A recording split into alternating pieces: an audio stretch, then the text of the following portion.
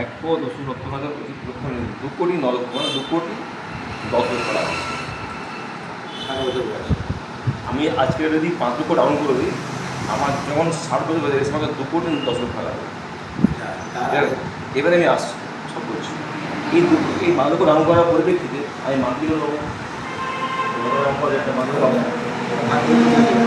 আর এ হচ্ছে মোটামুটি ধরুন আপনি আরও বেশি হবে, ভুল বললাম, 7,000 6,000 হয়ে যাবে, 8,000 ছোটো আর বাড়বে, আর বেড়ে যাবে, মানে এটা 31,50,000 এটা বেড়ে আপনার হয়ে যাবে প্রায় 35 লক্ষ টাকা।